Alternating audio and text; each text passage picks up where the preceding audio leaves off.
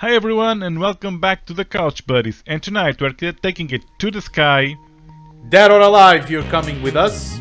so we're joining the resistance. So stay there, we'll be right back.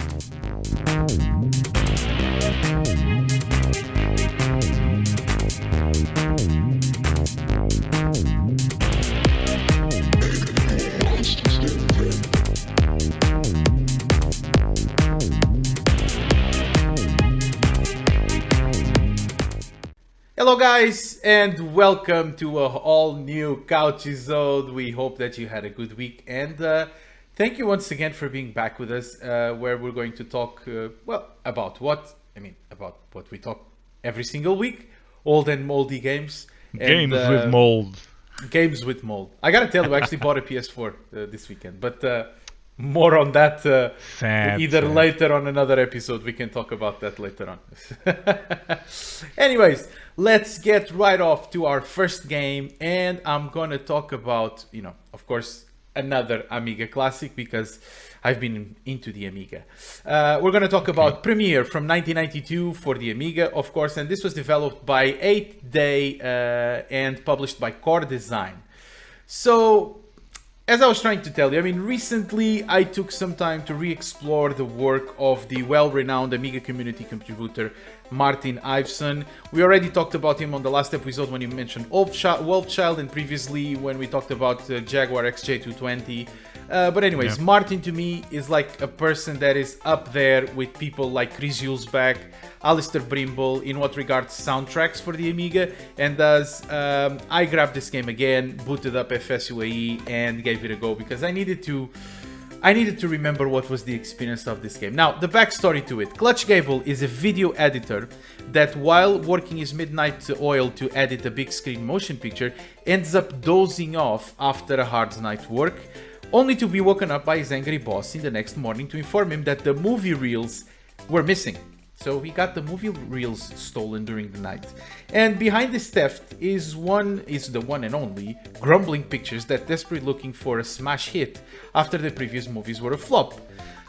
So again, Mr. Clutch just was editing, he fell asleep, someone stole the reels, and now his boss wants them back. All the 6 reels were hidden in 6 different movie sets, which are the levels of the game, of Grumbling Picture Studios, and it's the job of Clutch Gable to retrieve them all in order not to get fired or suffer any other harsher consequences. I don't know which harsher consequences would that be, but it might involve being put on a stick and with fire underneath while he's slowly and painfully sliced, let's say, with a spoon. But no worries. Let's not worry about such kind ideas. Let's not worry about the fate of Clutch Gable. So what is this game? Premiere is a side-scrolling platformer that is on a very cartoonish note, and it's that type of design that works especially well with the Amiga. It remembers me of games like Bub and Sticks or Zool, which we already talked about them in previous Couch episodes. Each one of the levels takes you to a classic movie genre that goes from cowboys and Indians, sci-fi themes, mummies, and even black and white movies. So, all the typical things that we saw in the classical movie era. At the end of each level, before actually getting the movie reel, you actually have to step in as an actor and perform some sequences yourself to complete the level. For example, at the end of the black and white movie, you have to drive a truck along the railway line while dodging objects, while in the sci-fi set, for example, you end up in a mini game of side-scrolling shoot 'em up. It's really, really fun the way they envisioned this game and put like mini games that would be let's say, how can I say this, like relevant to the movie set that they were in. Despite being a great success of a game, it had great graphics, brilliantly designed backgrounds, great mechanics, playability, of course, and last but not least, it has Martin Iveson's music, and was another good reason that I took myself to explore this game and to keep investigating or keep listening to what Martin did in terms of contribution to sound and music and so on for the Amiga community. Not only the Amiga, but also the Atari community, the Atari ST.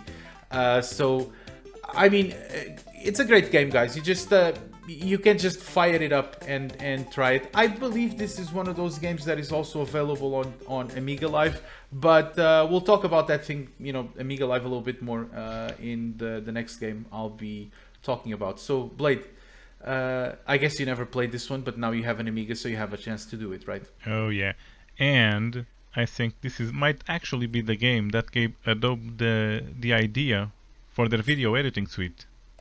I have no idea if that was the case, but yes, the title is exactly that. It's exactly the same. So let's maybe who knows? What came first? We have to have a look. The chicken or the egg, right? Oh yeah. First. So what are you bringing? An NES game. We're going back to the NES. Yeah. Okay, again. I mean it's not arcade, so I guess NES works fine. Well, so yeah. It came out first for the arcades in '86. Then it came out for the NES in '88, and this is where I played this one, and I loved it. It's a game called Legendary Wings.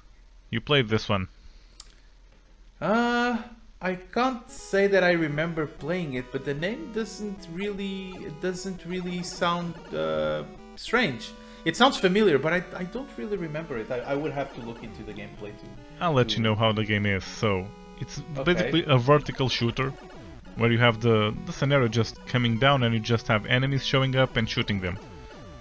The typical one. Okay. But you also had some parts where you played a side-scrolling scenario. It was like a mini scenario inside the main level, where you had bonuses. And you had different weapons you could catch, and you could play this 1 or 2 players.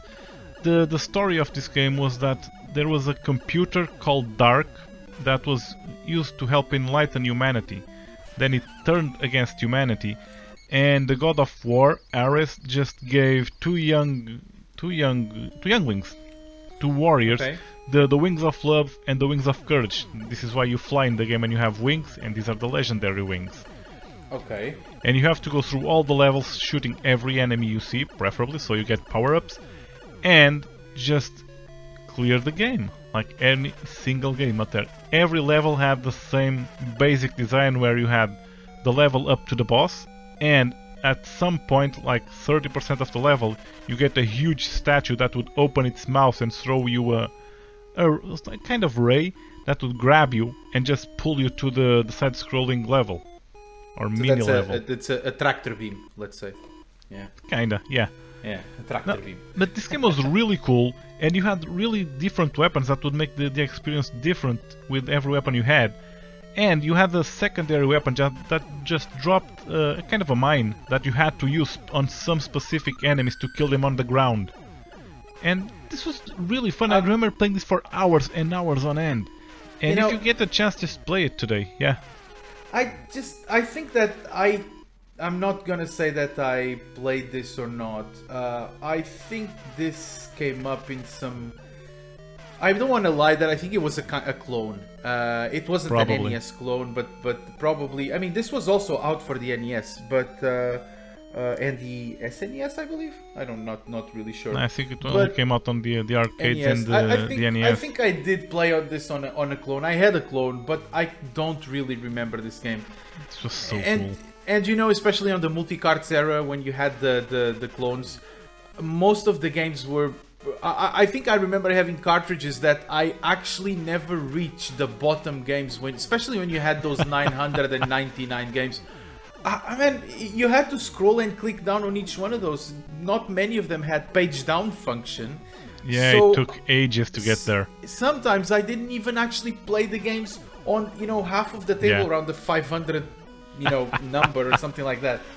So probably I did. Probably I, you know, don't remember about it. But you know, seems like a classical, you know, shooter. But with that cool. With that added bonus of being able to also do some side-scrolling, this had something very special for me. The first game I had for my Famicom was Super C, like I mentioned before, and this was the second game I got, and it was awesome. It was quite famous. The platformer shooting genre was quite big at that time. Okay, I guess that people can try it out. I mean, this is available on any emulation site that you can find, and you can download the ROM and just play it anyways. So good. I'm going to talk about a game now that is from it's from one of my favorite franchises, and I think I already briefly mentioned it here in other episodes in several occasions. Couches. Yeah, that's fine. Come on. You just broke the whole flow. You're right. Couch episodes.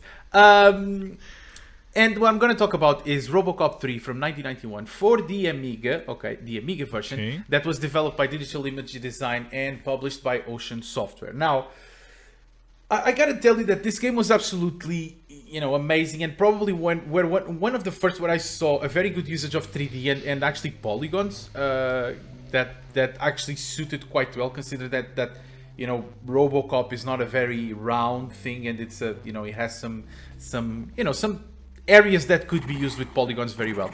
And as I said, considering it's one of my favorite franchises, I gotta talk about this one before I talk the original ones, because we already mentioned how Robocop for the ZX Spectrum was great, even Robocop 2, then it started coming in for the consoles, and that genre of platformer was quite okay with Robocop, and Ocean made probably $1 million or a lot of $1 million in the sales of these games, because Ocean, especially during the 80s and pretty much the 90s, was pretty much on top of the I wouldn't say the 90s, but during the 80s was pretty much on top of grabbing all these amazing blockbusters and turning them, or publishing their versions or their game versions. So Robocop 3 is based on the 1993 movie with the same name, where our cyborg police officer Alex Murphy is caught amidst the very disturbed Detroit city being overrun by capitalist interests of the OCP Corporation.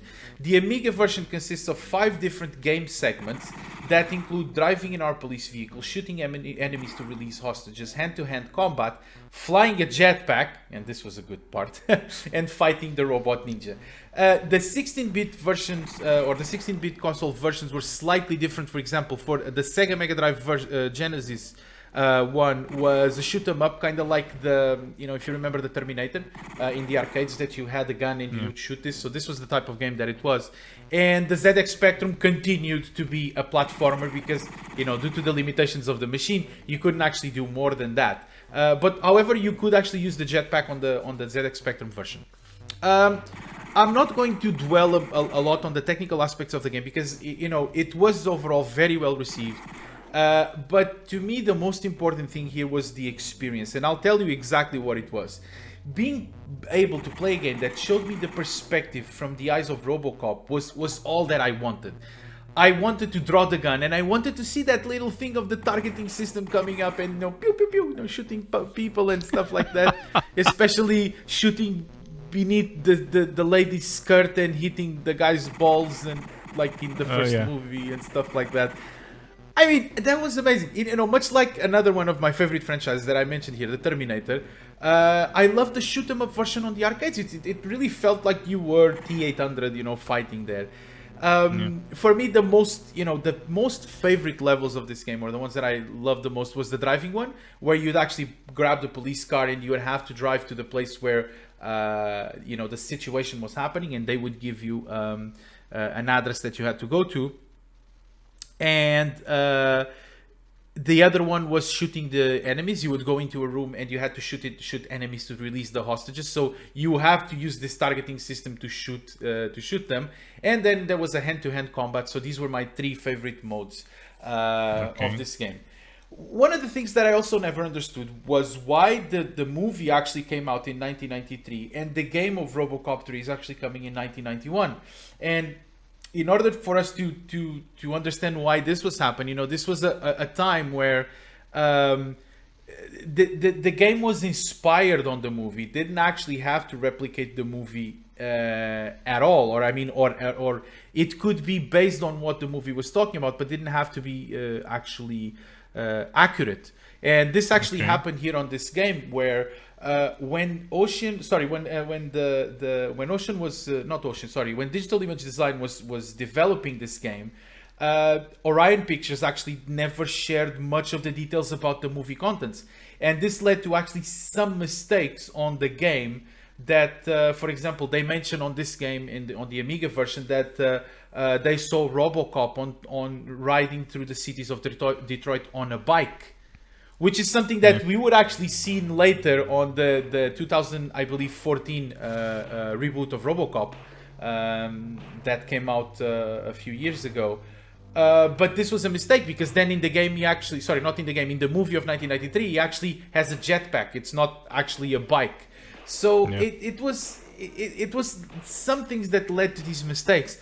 However, being a fan of Robocop, for me, it didn't really matter. I just wanted to see different perspectives and different stories. And this is one of those games that I was just mentioning about. This is available on the Amiga Live project. We can leave a link for you guys in the description about this. The Amiga Live project is basically a project of some, Amiga enthusiasts that made an application that is basically a front end where you can select, you can even use like normal day-to-day controllers like an Xbox controller or any kind of joystick. It connects you to an Amiga emulator, and you can actually play a very big list of games that they have available. They don't have all of them, but you just have to play them at the click of a button. You don't have to worry about Kickstart BIOS. You don't have to worry about anything. This is all happening in the back end automatically for you. It's a great way to enjoy some of the Amiga classics. We'll leave a link in the description. Yeah, it's very useful and allows you guys to actually try a little bit of this platform. And I mean, who knows, guys? If you want us to talk about it, we can even make just a dedicated video. A dedicated video talking about Amiga Live, how it works, and so on and so forth. Give it a go. I don't want to take more of your time, Blade, because I just got myself, I stretched myself a little bit here, and I shouldn't. Yeah. So, but you actually mentioned the Terminator game for the Mega Drive and the Robocop game, and a great friend of mine had a game back then for the Mega Drive that was called Robocop versus the Terminator. I did play that. Quite an amazing soundtrack back then. I did play that. I just found that the game was somehow weird in terms of playability. It was. First of all, it was very easy. I mean, you would have guns extremely easy, yeah, that would just kill everything that was even on the other side of the map. There was, I mean, if you compare it with the platformer of that genre, I mean, it was difficult. It was difficult. No, it was too easy to accept. It was extremely easy. Anyway, I'm going to bring the last game of this couch episode. Right. And DJ, are you sitting down? I am. Comfortable? As you can see, I am sitting down. Yes, I am comfortable. Okay, so I'm going to talk about an Amiga game. Okay. Okay, now you're surprised, aren't you? I gotta say I wasn't expecting, but let's see what comes from there. So I'm going to the year of 1990 to talk about an Amiga game. It came a year earlier out in the arcades, but I played the Amiga game a lot at a friend's house. It's a game called Midnight Resistance. Ah, very well. A very cool game. My good sir. Oh, it is. I would love to hear you talking about this game, because I like it very much. Yes. You cannot resist. It will be almost midnight. I cannot resist the midnight resistance. No, but I can clearly remember every time I think about this game how this worked and how you started the game on top of a vehicle, just heading into danger. Well, this had a basic story. You lived in a dystopian future where there were drug cartels kidnapping people, and you were part of a resistance movement. And you had our hero. I honestly can't recall the name, seriously. And you started the game with a rifle, and you just start opening the way. I think can't precisely tell you, but I think it was either 7 or 9 levels. I'm not too sure right now. I think it was even different on the arcades and the Amiga. But what you could do in this game is just shoot the enemies, and with a peculiar control. You wouldn't just run to the left or right and just use the 8-way control to shoot. You had to move with the stick and have something else you could use. You could use the keyboard or a mouse to just rotate your gun. So you could just walk to the right and you could be shooting to the back. Oh, yeah. It was a lot of fun. Yeah. It was seriously a lot of fun. And this had a different system that at each level you would just start the level and just kill enemies, and some of them would drop keys you could pick up and just stack them up to 6, if I remember right, and just get to the end of the level. And you had a weapons shop, you could get powerful weapons to use in the next level. And then you would jump and you unlock the weapon would fall and you could actually get it. No, but the sad thing is that all these weapons had very limited ammo, and then you'd revert back to rifle, but it was fun anyway. Yeah, but it was just a help for the next level. I mean, you have a limited help. Number of keys. Some of them would cost three keys or 2 keys or whatever. Yeah. I remember it. Yeah. But and nice thing is that the levels were completely different, and they were challenging and had different challenges in them. And something that was new at the time, you had to reach not the last level, the level before the last boss. And you had to grab as many keys as you could on that level, because if you had them all, on the next level you'd kill the boss and you would release the people that were captive. And if you had enough keys, you'd release them all, you have one ending. If you didn't, you would have a different ending that would depend on the amount of keys you actually got in the previous level. And this was something new at the time. You had different endings. It was cool. I guess that endings, depending on the items that you have, I actually talked about that when we talked about Tiny Toon Adventures for the Game Boy. I don't remember if it was on the last Couchisode or the one before. There was actually a scene at the end that when you would reach the final boss, if you had I don't remember what was the item back then, if you had enough of that item, you could actually go into a different line of conversation with the final boss. It wouldn't matter because you had to fight him anyways, but it would give you a different line on the final scene of the game anyways. But yeah, I like that type of games that actually But this wasn't common back then. Yeah, I mean, that's actually a funny thing about that, is that you including the possession of certain objects here to change the course of the game is something that we see, like, it's quite frequent nowadays. Like, you have different endings, not depending only on the objects, but depending on the choices that you make throughout the whole game. Took a lot of stuff, and this is actually what made games replayable, right? It was special because it was not only like we used to see in the 70s, in the beginning of arcades and gaming, like the 70s and the 80s, that the difficulty or the challenge was to make the better score. Now it wasn't, it wasn't just the better score, it was actually doing it differently to check different endings and to see how the game would evolve. And I think that really progressively has kept the gaming industry interesting, and that's what kept, that and many other things kept gamers, stuck to it and still, trying to beat the games in different and creative ways to see if they could get to the end, with another outlook or another perspective. So they had a simpler solution for me. They just had super glue on the chair. I'm still here playing, so I can't get out. So yeah, I mean, I don't need super glue. I pretty much have. I think that my rear part has an attraction for chairs or sofas, and that's why I'm so like this. So. Physically fluffy. Yeah, fluffy. Let's be nice for a bit. Fluffy. Oh, okay. So let's wrap this up. So guys, don't forget, DJ is fluffy and he likes My Little Pony. Oh yeah. I'm not letting this go away. You're not gonna let that go. Jesus Christ. I was expecting that people that didn't watch that Couchisode would actually let it go and they wouldn't even notice that. But if you keep reminding them, I guess this is going to be an internet meme. Kind of like last time, me dancing was... yeah. Well, someone remembers that, and someone brought that back on the Portuguese videos. It's usually, people say that whatever you do on the internet, it's very hard to delete. And it's like Vegas. What happens in the internet stays in the internet. That's everywhere. I hope that we are still here with this YouTube channel in 10 years. And I guess that in 10 years, this is going to be something that it might be an internet meme. But, who knows? That's not for us to understand right now. Guys, you know what to do. Leave a like if you like. Leave a dislike if you didn't like. Consider subscribing to the channel. As we've been saying lately, there's a lot of you that are not subscribed. I have no idea why. Let us know why you are not subscribed. Comment. I'll explain. Do you guys see that red rectangle down there that says subscribe? Just click it. Simple. And don't forget the bell icon to activate the notifications so that you are aware. every time, and you are notified every time we release a new episode. So, guys, is as out. usual, couch is out. Jesus Christ! I'm Okay, on I'm fire ending this. tonight. Guys, thank you. Game on. I'm pissed. Bye bye. Yeah. Game on, everyone. Have fun.